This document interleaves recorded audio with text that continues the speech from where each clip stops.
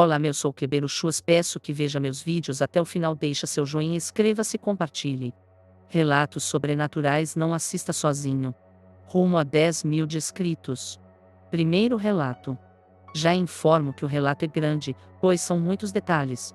Isso aconteceu em 2000 dividido por 2001, não me recordo o ano ao certo, mas até hoje tenho flash dessa viagem, principalmente, de um dia específico.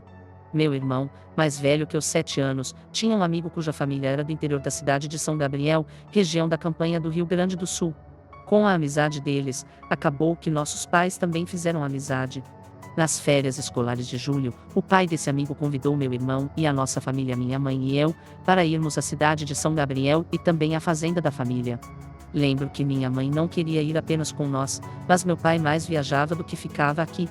Gente, que cidade fria! Era julho, e o dia todo era neblina. Lembro que eu disse para minha mãe assim que cheguei na casa: quero ir embora. Eu tinha um 7 dividido por 8 anos, e meu irmão já era adolescente, então eu ficava mais seguindo ele e o amigo do que brincando. Fomos para a fazenda, e tinha muitos bichos. Adorei porque ao menos lá eu tinha a filha do caseiro para brincar, mas lembro que ele disse que podíamos brincar no campo só até o meio da tarde, porque depois era muito mais frio e anoitecia cedo. Certo dia minha mãe foi com os pais desse guri para a cidade, nós não quisemos ir porque na fazenda tinha muito mais o que fazer.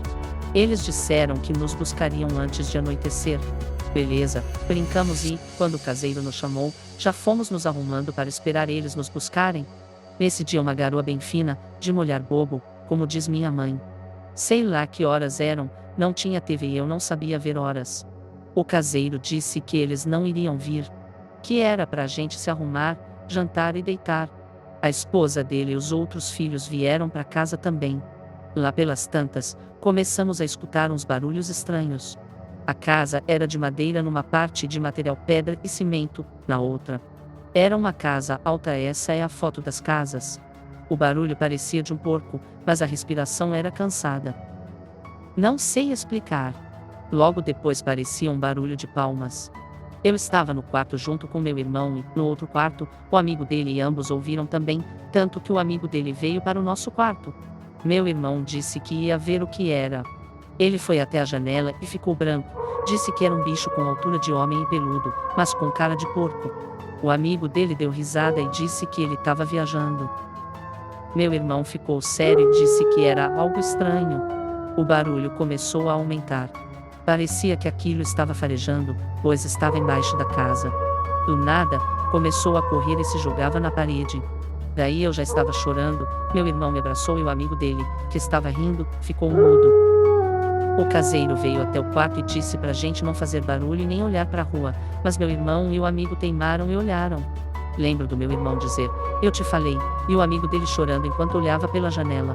Foi a noite inteirinha aquele bicho, ou sei lá o que era de verdade, correndo e se jogando na parede. Ia para baixo da casa e ficava farejando, ou sei lá o que. Mas a respiração era de uma pessoa cansada.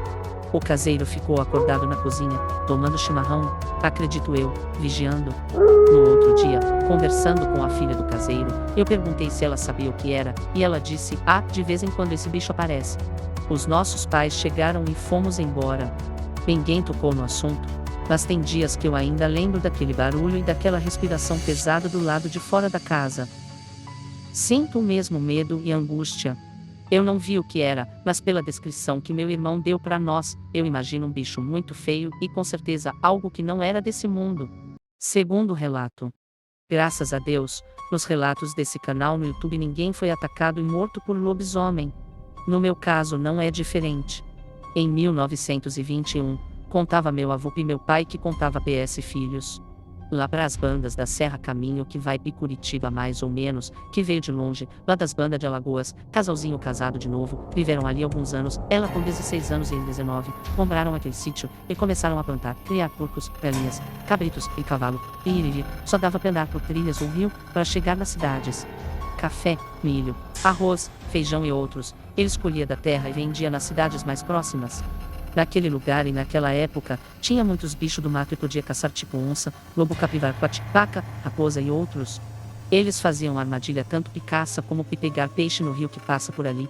Um dia Bento saiu de caçar com 2 cachorros bons de caça.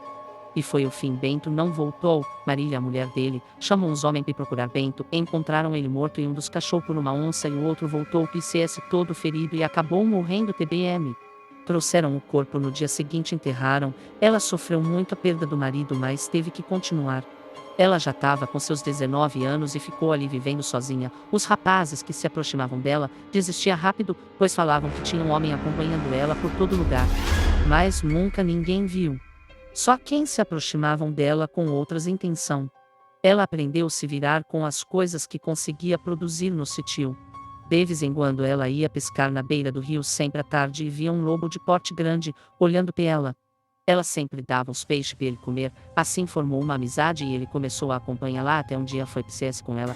Ele ficava no lado de fora, comia do que ela comia, umas 3 vezes por semana no anoitecer, ela fazia fogueira no terreiro, e assada peixe eles dois juntos comiam, olhando as estrelas no Olimpo. Passou um tempo ele passou a dormir dentro de casa, tomava conta dela, não deixava ninguém chegar perto dela, só uma senhora e o marido que morava, passou mais algum tempo, o lobo já dormia na cama com ela, quando ela ia na cidade vender alguma coisa, comprar outras o lobo ia junto. Assim foi passando o tempo, ela naquela solidão estava tendo um romance com o lobo, e que não tinha nenhuma explicação, ninguém não podia chegar perto dela. Passou mais um tempo, ela já não saía mais de CS, pedia para Índia comprar as coisas necessárias e roupinhas de bebê, então ela estava grávida, a pergunta era, mais de quem? O lobo fazia o que podia para ajudar ela, caçava para ela, esquentava ela no frio como se ele soubesse o que estava acontecendo. Então chegou o dia do parto, a Índia veio para fazer o parto e ajuda-la. Nasceu o bebê, perfeito, lindo, de olhos verdes e loiro. Ele foi crescendo e aprendendo tudo com a mãe e o casal de índio que eram os seus padrinhos. Os anos foram passando, o menino agora com seus 13 anos, caçava com o lobo e pescava, tomavam banho naquele rio e brincavam. Um dia o menino amanheceu doente que teve que ir ao médico que morava na redondeza. Pierre Félix, um alemão que veio fugir da guerra, era benzedor TBM, disse que o menino não tinha nada, que era coisa de adolescente. Pierre já sabia que era o começo da transformação, mandou dar remédio caseiro. Ele que já estava com uma certa idade, vinha sempre visitá-lo e fazer os remédios. Ele ficou um pouco estranho, já não saia mais de CS. Ele que era muito alegre, prestativo, brincava com tudo, fazia piada de tudo. O povo dali gostava muito dele. O lobo saiu para caçar sozinho. Ele encontrou com uns 3 caçadores, cada um tinha 2 cachorros de caca. Na redondeza do sítio, ouviam dizer que ali tinha onça. O lobo foi de cima para defender a propriedade e foi morto por eles. O lobo era lindo, de olhos azuis, pelos brancos e cinza. O rabo parecia uma bandeira. Os caçadores acharam bom para vender o couro. O rapazinho logo ficou bom e procurou saber quem os caçadores que vieram de outro lugar que matou um lobo. Ele disse que queria comprar o couro e descobrir quem eram. Ficou sabendo e começou a planejar sua vingança. A moça foi se acabando em uma tristeza só. O tempo passou. Ele agora com 15 anos não esqueceu a sua vingança. Chegou a lua cheia e com ela a primeira transformação, diante dos olhos da mãe que parecia já estar esperando por isso, foi avisada pela Índia, que nessas alturas já tinha falecido. Então ele saiu transformado em um lobisomem de pelos cinzas esbranquiçados, olhos amarelos, saiu atrás dos caçadores que matou o lobo, passou 3 dias na mata até que achou em um vargedal, estracalhou um por um e os cachorros TBM. Voltou magro, TD rasgado, mas bem tranquilo, e trouxe uma caça-pimãe que estava abatida de tanta preocupação, e disse vinho Nick Pellion diante nas luas cheias ficava correntado com uma corrente forte que essa encontrou. Com 23 anos perdeu a mãe que teve uma pneumonia, ele ficou sozinho, não se casou pois tinha medo que os filhos nascessem com a sina dele. Ele se tornou um rapaz muito charmoso, bonito e prestativo, adorava ajudar idosos e crianças, era religioso, por onde ele passava as moças ficavam caidinha por ele, nos bailes só dava ele, desmulherada, perdia namorado, noivo, até marido, por causa dele, elas até brigavam por causa dele. Os moradores da redondeza tinham um grande carinho por ele. Sempre que chegava a lua cheia, os donos de sítios da redondeza deixavam os bichos amarrados, fora do chiqueiro e do galinheiro. Algumas vezes parecia um bicho devorado em um sítio, outra vez em outro, mas ele nunca fez mal para ninguém. E ninguém sabia que era ele, mais desconfiavam. Uma pessoa tão boa, robusta, cativante, com olhos verdes, uma beleza fora do normal. Por onde ele passava as moças ficavam se abanando. Com 28 anos ele foi embora de Mato Grosso. Nunca mais ninguém soube dele. Só ficou vazio, no seu nublado e cinzento. Só saudades. Fim. Espero que gostem. Terceiro relato. Enquanto muitos acreditam que lobisomem seja um tipo de maldição, outros acreditam que a transformação em lobisomem seja um superpoder. Capacidade. O usuário deste poder é ou pode se transformar em um lobisomem, um ser humano que se torna um lobo, ou uma criatura semelhante a um lobo antropomórfico, propositalmente ou depois de ser colocado sob uma maldição através de uma mordida ou arranhão de outro lobisomem, ou por algum outro meio. A transformação em um lobisomem é frequentemente associada à noite de lua cheia. Além disso, os detalhes costumam variar consideravelmente. Alguns usuários são limitados a uma única forma, que varia de completamente animalesco ao híbrido homem-lobo humanoide com pelos, garras e presas afiadas. Alguns podem alternar entre as formas humana, homem-lobo ou melhor, lobo humanoide, e puramente lobo, enquanto outros são capazes de escolher até que ponto querem mudar, incluindo quais partes de seus corpos eles querem mudar.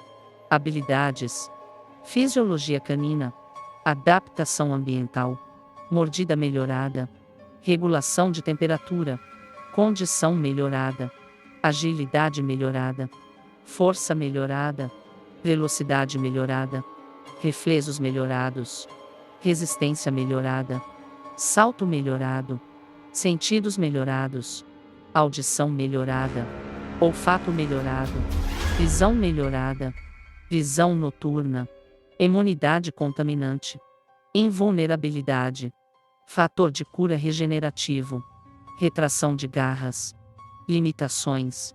Pode perder o controle sobre si próprio enquanto transformado.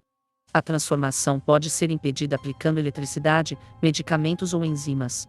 Pode ser vulnerável a acônito, prata e outras fraquezas tradicionais de lobisomens, ou ser apenas prejudicado por elas. Pode haver perda de memória da sua vida humana. Como lobisomens e vampiros são inimigos naturais, o usuário pode ser vulnerável à mordida de um vampiro. Pode não ter controle da transformação, sendo obrigado a se transformar involuntariamente toda noite de lua cheia. Quarto relato. Boa noite. Aqui na minha cidade tem um lugar que foi apelidado de Vale do Nevoeiro porque a maior parte do ano sempre existe uma névoa pelo amanhecer e tem épocas que até durante a noite é só neblina. Fica em uma baixada, entre dois bairros. O vale fica no final de um monte e é cortado por dois córregos que se encontram e depois deságua em um rio. Antigamente havia uma olaria lá. A casa velha hoje só tem ruínas de uma ou duas paredes e povo mais antigo conta que o velho da olaria virava lobisomem principalmente quando tinha muito nevoeiro. O lobisomem aparecia por aquelas bandas fazendo arruaças pelas casas dos camaradas que moravam na redondeza da olaria, pois havia duas fazendas por ali, uma delas conhecida como Tirapombo. Essa eu cheguei a conhecer no lugar da casa da fazenda. Hoje é um hipermercado de atacado e varejo. Atualmente os dois bairros cresceram e emendaram no resto da cidade. A olaria funcionou até por volta da década de 80 e depois ficou abandonada. Alguns dizem que o velho Nicolau estava muito velho e se recusava a ir morar com seu filho e ficava por ali pescando ou recordando do seu passado. Com o tempo ele sumiu e ninguém sabe o certo o que aconteceu com ele. Alguns falam que ele morreu de velhice e que provavelmente algum bicho comeu seu corpo. Outros falam que ele deve ter passado mal perto do rio e caiu nas águas e o corpo não foi encontrado. Mas tem um senhor mais velho, o senhor Sérgio, que mora no bairro colado onde ficava a olaria, que conta que o seu Nicolau estava muito velho, que não tinha muitas forças para fazer a transformação e que provavelmente na última vez que ele se transformou ele ficou preso na forma de lobo que vive rondando as terras da olaria, que até hoje é um pasto, e logo no final dele passam dos córregos e tem mata que se estende por todo o resto do território de montanhas e vales de uma área rural imensa, a vista é linda. E que na forma de animal ele conseguiria viver mais alguns anos. Muita gente já viu e tal lobo andando por ali. Bem, em 2016 fui cercado por um cão enorme na estrada que liga os dois bairros perto de uma encruzilhada. A estrada do Vale do Nevoeiro ela sai do meu bairro e corta todo o vale passando pela rua do outro bairro. É deserta, mas todos passam por ali, ganhamos tempo passando por ali. Eu estava com uma lanterna na mão indo para uma reunião de oração da madrugada. O grupo tem o hábito de orar das 5 horas até às 6 e depois cada um vai para o seu trabalho.